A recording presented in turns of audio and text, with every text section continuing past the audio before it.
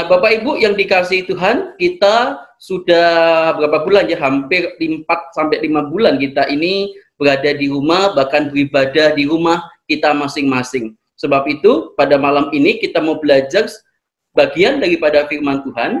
Firman Tuhan hari ini saya berikan tagline begitu, kedewasaan rohani. Nah, setiap kita tentu perlu untuk kita tuh menjadi dewasa rohani kita. Setiap kita tentu kepingin bagaimana sih kita tuh mau belajar tentang kedewasaan rohani kita saat ini. Sebab kedewasaan rohani kita itu menentukan segala hal yang kita lakukan, Bapak Ibu. Sebab itu saya akan hendak membacakan sebagian daripada firman Tuhan. Firman Tuhan terambil di dalam Matius pasal yang ke-20 ayat yang ke-28. Saya akan membacakan untuk Bapak Ibu Saudara sekalian. Matius pasal yang ke-20 ayat yang ke-28, demikianlah bunyi firman Tuhan. Sama seperti anak manusia datang bukan untuk dilayani, melainkan untuk melayani dan untuk memberikan nyawanya menjadi tebusan bagi banyak orang. Nah, Bapak Ibu yang dikasihi dan mengasihi Tuhan, di dalam bagian itu ada beberapa kata kerja yang saya coba garis daripada warna gitu ya. Yang putih itu menjadi refleksi kita pada kesempatan malam ini. Yang pertama adalah sama seperti anak manusia datang bukan untuk apa? Dilayani. Maka kata itu saya kasih warna putih kemudian saya coret gitu ya. Jadi Tuhan kita datang ke dunia bukan untuk dilayani. Saya coret di situ ya. Kemudian di dalam bagian selanjutnya dijelaskan melainkan untuk melayani dan untuk memberikan nyawanya bagi tebusan banyak orang.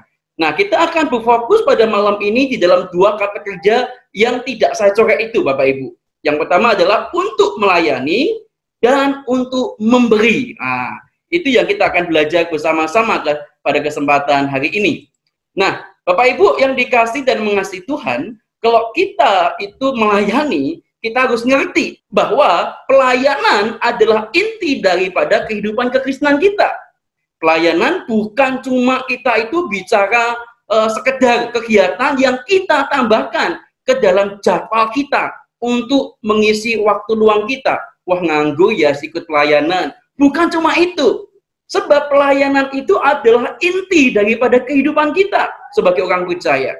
Kalau kita sebagai orang percaya, maka kita harus melayani, Bapak Ibu.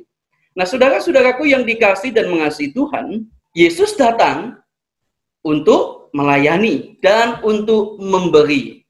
Di dalam bagian itu, Yesus itu sedang mengajarkan kepada kita bahwa kedewasaan rohani itu tak pernah berakhir pada diri sendiri. Kalau pada akhir diri sendiri itu maunya dilayani, dicepakno gitu ya. Pokoknya itu semuanya Jadi kita pasif aja. Tapi kalau kita melihat apa yang diteladankan Tuhan Yesus, dia itu datang ke dunia untuk melayani. Dia melakukan sesuatu. Nggak cuma melayani, tapi juga memberikan nyawanya bagi tebusan banyak orang. Jadi di dalam bagian itu Tuhan mau ngajar kita nih. Kalau kita menjadi orang Kristen yang rohani, dewasa rohani kita, maka kedewasaan rohani itu tidak pernah berakhir di dalam diri kita sendiri. Kita harus lakukan sesuatu, Bapak Ibu. Nah, Bapak Ibu yang dikasih dan mengasihi Tuhan, ketika kita semakin bertumbuh secara rohani kita, maka seharusnya kita dapat memberi kepada orang lain. Tadi pagi saya memberikan firman Tuhan bagi Bapak Ibu Saudara, kalau kita memberi, jangan tunggu kita lebih baru memberi. Kita bisa memberi dengan apa yang kita miliki, Bapak Ibu. Nah, Bapak Ibu yang dikasihi dan mengasihi Tuhan, ini menjadi penting buat kita. Kita belajar memberi dengan apa yang kita miliki untuk memberi. Teladan yang tadi saya bacakan di dalam renungan pagi kita, itu tentang apa? Orang Samaria.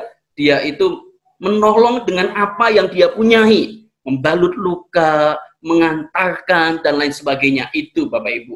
Nah, Bapak Ibu yang dikasih dan mengasihi Tuhan, ketika kita itu mempunyai kedewasaan rohani, maka kita harus melakukan apa yang kita tahu dan mempraktekkan iman percaya kita. Ini menjadi penting nih. Banyak orang percaya, dia ngerti banyak tentang Alkitab, tapi tidak mau melakukan. Banyak orang percaya, banyak dengar firman, tapi tidak mau melakukan firman. Maka orang yang dewasa rohaninya, ketika dia ngerti tentang firman Tuhan, maka dia juga mau mempraktikkan firman itu dalam kehidupan kita hari lepas hari. Nah, saudara-saudaraku yang dikasihi dan mengasihi Tuhan, tatkala kita belajar Alkitab tanpa melayani, tanpa kita melakukan sesuatu daripada firman itu, maka itu akan mengarah kepada stagnasi rohani. Artinya apa? Rohani kita nggak tumbuh-tumbuh, ya segitu tok gitu ya. Karena kita apa? Tidak lakukan sesuatu. Tatkala kita belajar firman, kalau firman itu mengajar kita untuk memberi, lakukan memberi.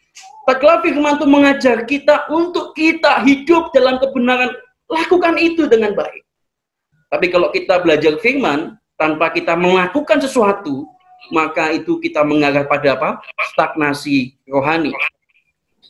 Ibarat kata begini, kalau kita itu menanam gitu ya, kita udah ramut tanaman itu dengan baik-baik, kita siram dengan baik-baik, maka yang terjadi adalah apa? Kalau nggak bertumbuh, itu namanya apa? Stagnasi. Wah. Jadi cuma kontet, cuma kecil terus, nggak mau gede-gedein. Artinya apa? Apa yang kita lakukan menjadi apa? Sia-sia bukan. Nah, Bapak Ibu yang dikasih dan mengasihi Tuhan. Sebab itu, saya mau tanya sekarang gitu ya. Apa bedanya Danau Galilea dan Laut Mati? Oke, ada yang bisa jawab nggak? Apa bedanya Danau Galilea dan Laut Mati?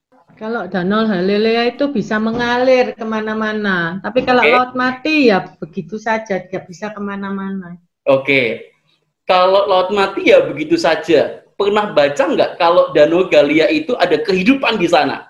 Intinya di sana. Tapi yang saya mau katakan adalah Danau Galilea itu, dia itu bisa keluar masuk. Tapi di sana, di danau itu ada kehidupan.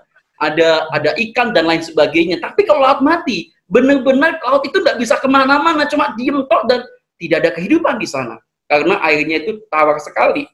Jadi tidak ada kehidupan di sana. Jadi kalau kita lihat dari dua tempat itu, saudara, satu itu bisa memberi kehidupan bagi yang lain, yang satunya, wis stagnan gitu tok, gitu. Tidak bisa memberikan kehidupan bagi yang lain.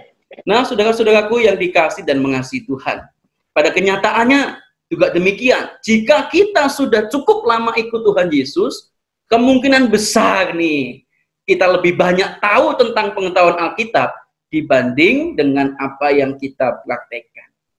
Kekristenan mengatakan demikian. Coba evaluasi dalam diri kita nih. Seberapa banyak kita tahu tentang firman dan seberapa banyak kita melakukan firman. Kok dibandingkan angkanya berapa? 5 sama 5 atau justru kita ngerti 8, lakukan 2 gitu. Coba kita introspeksi masing-masing ya. Nah, Bapak saudaraku yang dikasih dan mengasihi Tuhan, terakhir saya mau ngomong di dalam kalimat ini, saudara.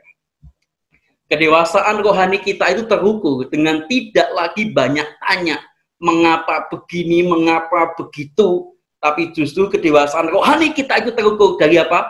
Memperbanyak, mempraktekkan perintah Tuhan di dalam kehidupan kita. Dalam masa pandemik ini, mari sama-sama belajar agar kita juga senantiasa mau mempraktekkan apa yang Tuhan mau untuk kita lakukan di tengah-tengah pandemi saat ini. Nah, Bapak Ibu, saudaraku yang dikasihi Tuhan, memang gereja kita itu kosong ya.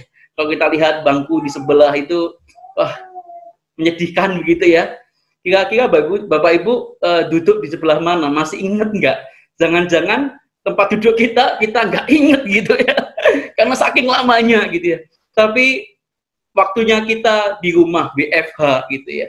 Cobalah tetap kita praktikkan perintah Tuhan dalam kehidupan kita. Bila hari Minggu kita beribadah online, anak-anak juga diajak begitu ya. Coba sih evaluasi.